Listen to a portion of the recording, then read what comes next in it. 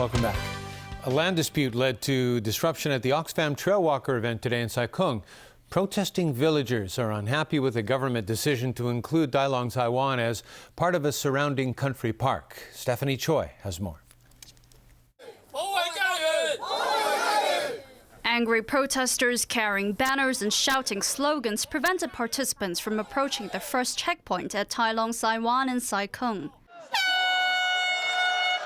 The trail walkers ended up taking a diverted route. An event marshal explained that the protesters were villagers from Dailong Saiwan. He said the participants were told they had no right to enter what the villagers call a private road. The marshal also mentioned that the villagers were upset at the government's recent decision to include Dailong Saiwan as part of the surrounding Sai Kung West Country Park. And he added that shortened route meant that water cannot be replenished quickly enough for participants. But that was solved by cancelling the first checkpoint and increasing water supply. Bernard Chan, chairman of the Oxfam Trail Walker event, said he hoped the villagers had notified them earlier so that they could have made alternative arrangements. He said the protesters caught everyone off guard and the police and organizers were forced to make alternative arrangements on the spot. The villagers ended their protest later in the day. 4,800 participants are taking part in the 100-kilometer event over 48 hours. They began in Sai Kung and will end up in Yunlong. Stephanie Choi, TVB News. To the latest in a court case involving Lu Mon-hung, who is accused of perverting the course of justice. The district court today heard an attempt by the former ally of Chief Executive Leung Chong-ying to seek a permanent stay of the proceedings.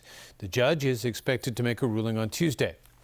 Lu allegedly sent emails to the CE and ICAC chief Simon Pei to try to get them to drop a probe by the anti-graft body into him over a fraud case involving the listed company Pearl Oriental Oil.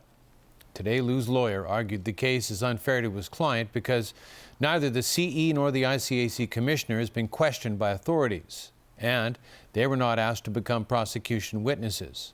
But the prosecution hit back, saying the pair was not under investigation and they were simply helping with the probe into Lu. The West African nation of Gambia has cut relations with Taiwan.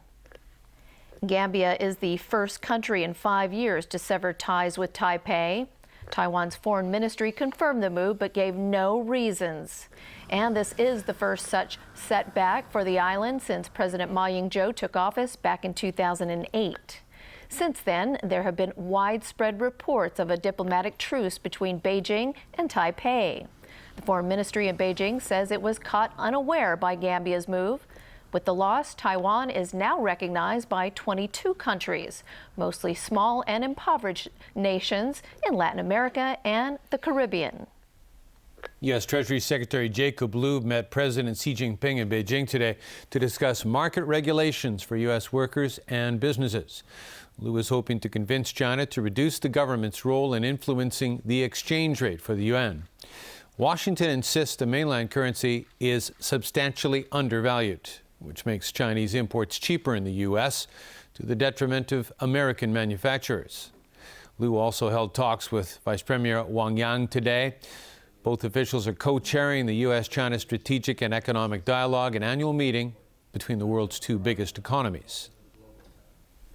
The mayor of a Canadian city of Toronto has apologized again. This time for an obscenity-laced statement on live television in which he denied asking a staff worker for oral sex. Rob Ford's latest apology came just one day after he apologized to the Toronto City Council for buying illegal drugs and smoking crack cocaine. But he rejected a call by the council for him to step aside. Now, in court documents released on Wednesday, 3 former aides told police Ford hired a prostitute and once asked a staffer for oral sex. The married father of 2 later apologized for his angry response to the allegations. But it hurts my wife. The revelations yesterday of cocaine, escorts, and prostitution has pushed me over the line. And I used unforgivable language. And again, I apologize. These allegations are 100% lies.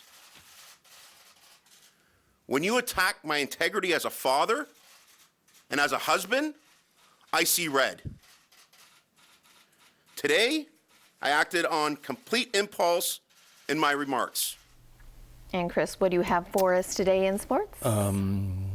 Triathletes. One of the world's most successful triathletes is in town, not to race, but to encourage the community here to give more of its time and money to a good cause. Tony Sabine caught up with Chris Lieto, who explained why winning isn't everything in sports. Here on a whirlwind visit, three-time Ironman champion Chris Lieto talked to us about his charity and what inspired him to make a difference. He said there was one moment before a race in Mexico when he realised there was something more than sport. The day before the race, I went out for a bike ride on the course where the race was going to be held the next day. I realized that a whole village lived in the woods right there. They lived in boxes and they lived in pieces of wood stacked up. And it hit me that if every athlete that would go and race and compete, what if we all gave just a little bit or raised our awareness of what the needs are wherever we go and do something about it? With the central Philippines devastated following Super Typhoon Haiyan, Lieto says the focus now is to support groups already on the ground. And that includes a bike ride to raise money this weekend. But going forward, the American says more than sport can work with organisers of triathlons in the Philippines. There we want to partner with those races and say, let's make these races more than sport events where a percentage of the proceeds of the sales would go to help support those needs there, as well as rallying the athletes that come to those events to create fundraising pages or platforms through our website. And Lieto wants to remind athletes that sometimes it isn't just about winning.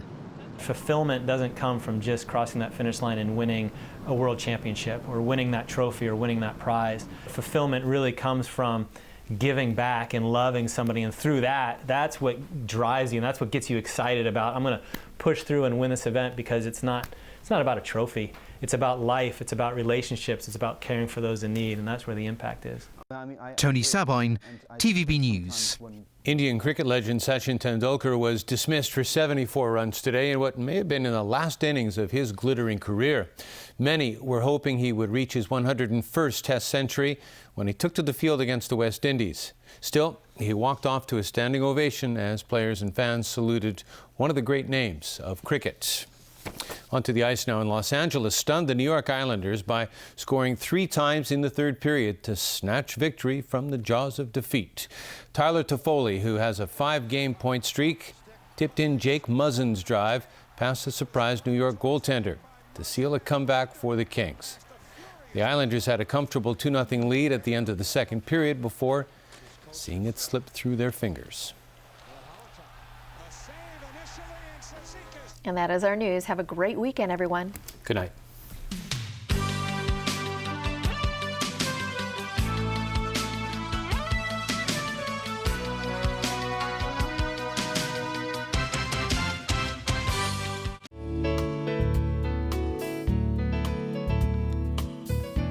Good evening. The weather was fine and dry during the day. And as tonight's situation chart shows, the dry northeast monsoon is affecting southern China. Today's temperatures ranged from 18.8 to 24.7 degrees, and the relative humidity was between 62 and 83%. Winds are moderate north to northeasterlies. The current temperature is now 22 degrees Celsius, with the relative humidity standing at 71%. So Freddie, how's the weather tomorrow?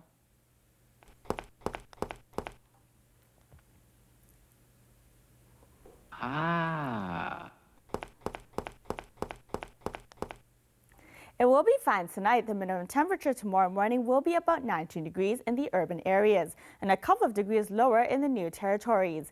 It will be dry during the day with a maximum temperature of 25 degrees. It will be mainly fine and dry in the next couple of days. Tomorrow's API is forecast at 30 to 100, and the pollution level will range from medium to high. The maximum UV index forecast for tomorrow will be about 7. And here's the latest global weather update. Cloudy in Shanghai, Taipei, and Xiamen. Sunny in Guangzhou, bright in Macau, cloudy in Chengdu. Sunny in Beijing and Seoul, bright in Tokyo. Rain in Bangkok, showers in Manila. Thunderstorms in Kuala Lumpur and Singapore, rain in Jakarta. Sunny in New Delhi, Karachi, and Mumbai. sunny in Cairo. Thunderstorms in Brisbane, showers in Sydney, bright in Auckland. Cloudy in Toronto. Rain in Vancouver, sunny in San Francisco, showers in Los Angeles. Bright in London and Amsterdam, cloudy in Frankfurt and Zurich. And that's the weather. Have a lovely evening.